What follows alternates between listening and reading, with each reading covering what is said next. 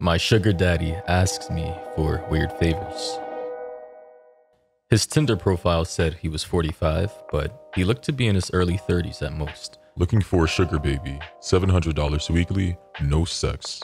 And it sounded too good to be true, but as a broke university student, I was willing to take my chances. I swiped right, and Tinder let me know it was a match. His message came seconds later. He said, "Hey there, sweetheart," with a little smiley face. I cringed at that word. I hated it, but $700 was $700, so I sucked it up and replied, "Hey," back with a smiley face. His name was Jack, and he told me he was a business owner, although he never specified what kind of business it was. We talked for a while before he asked me for my Venmo to send me my first payment. And after a few minutes, I got the notification. I stared at the $700 for at least 30 minutes, expecting to wake up from a dream at any second, but it wasn't a dream. "You still there?" I clicked on the message. "Yeah, sorry. If you don't mind me asking, what are you looking for in return?" I stared at the chat until he replied, "I'm just looking for you to do a few favors for me." And as I read that, it sounded like it was going to be sexual to me. But I replied back with saying, "Like what?" And he said, "For example, the first thing I need you to do is pick up a delivery for me." And in my head, that sounded innocent enough, but I was still expecting there to be some kind of twist. $700 to pick up a package? Come on, even I wasn't that naive. So I responded back by saying, "From the post office or something?" And he said, "No, I'll send you the address, but I'd rather not do this through Tinder. You got Kick, or can you give me your phone number?" Kick? Was this 2011? So I decided to give him my phone number instead, and he texted me the address immediately, followed by the address to his house where I would have to drop off the package. "I'm not home right now, but there's a key on the bottom of the blue flower pot near the door. Go inside and put the package on the coffee table in the living room. Make sure you lock the door when you go inside the house, and then lock it again when you leave." I grabbed my car keys and my wallet and got into my car, putting the address into Google Maps. "Got it. On my way," I said. My phone buzzed as I backed out of my driveway. "I'm serious. Lock the door both times, please." I thought that was a little excessive, but I did promise him that I would.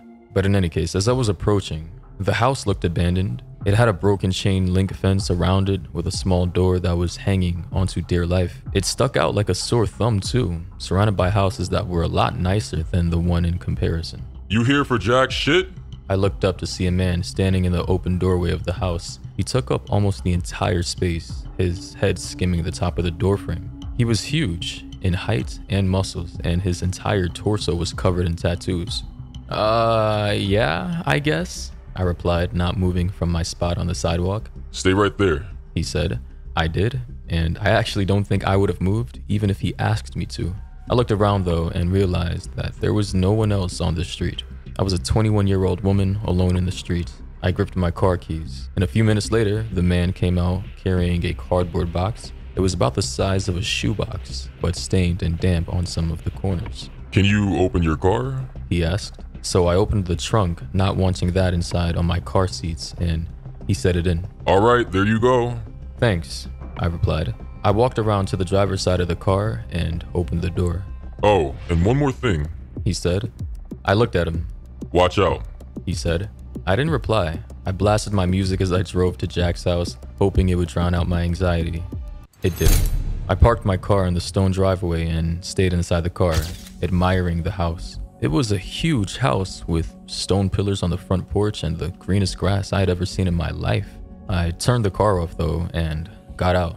I grabbed the package and walked to the front door, getting the key from where he said it would be. I opened the door and stepped in, closing it behind me. I thought about what he said about locking the door when I got inside. I still thought that was a little overboard, but as I stared at the closed door, something made me reach out and lock it.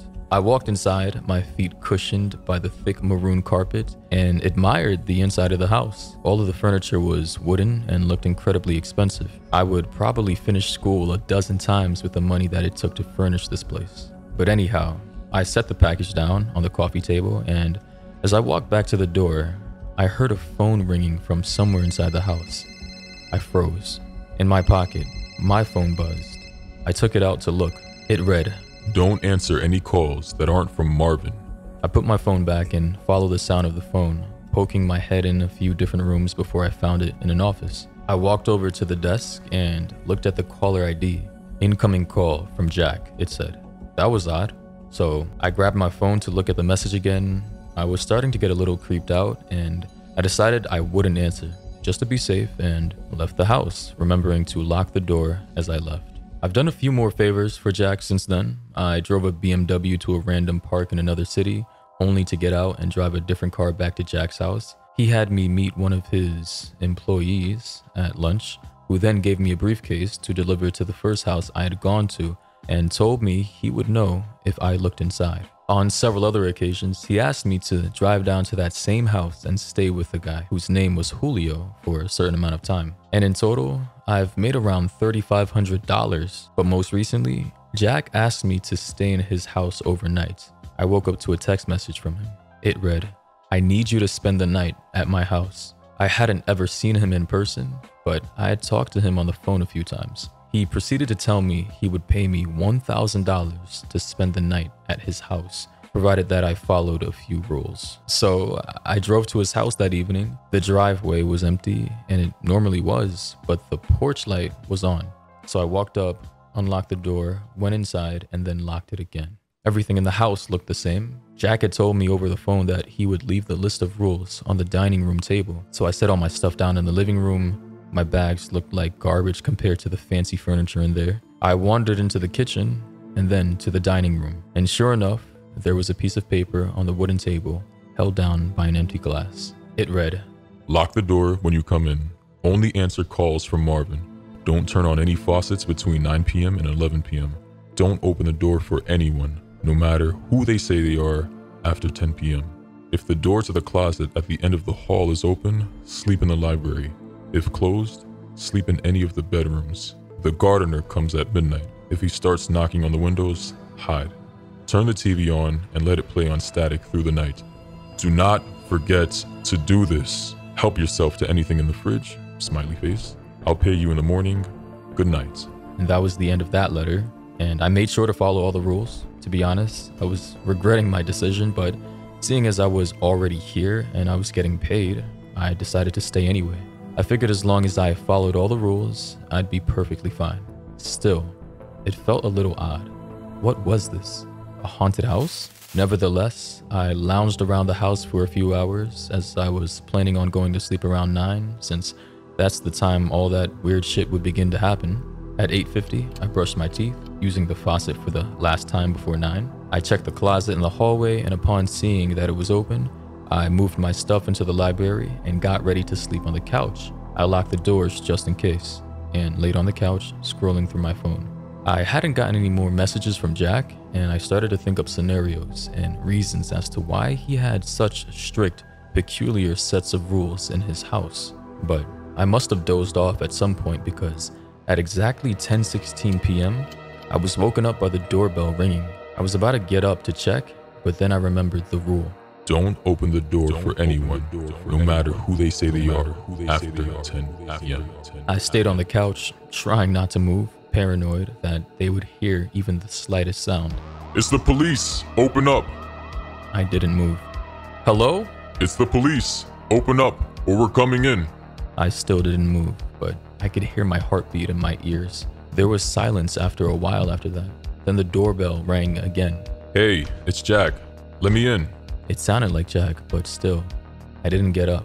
He would have a key, wouldn't he? Why would he need me to let him in? And this continued for almost a full hour. Different people would ring the doorbell, announce themselves, and then disappear when I didn't respond. However, not too long after that bombardment, I was finally able to fall asleep, and the gardener never came. When I woke up the next morning though, I heard someone in the kitchen.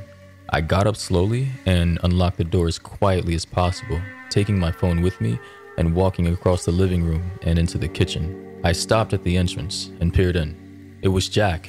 He was standing in front of the stove, stirring something as the coffee machine brewed coffee on the counter behind him. Hey, good morning, he said when he saw me. Hi, I replied, nervous. I hadn't seen him in person before, but he looked exactly like his pictures online. Scrambled eggs? He asked, motioning to the pan with a wooden spoon. Yeah, thanks. I replied, walking over to take the plate from him. And then I ate my breakfast and drank some coffee in silence. So how was it? He asked. It was okay. Nothing super freaky happened, I replied. Cool. He replied. There was an awkwardness in the room. I think I'm gonna go now. I have class. I trailed off. I didn't, but I really wanted to get out of there. Oh no, yeah, sure. I'll talk to you some other time.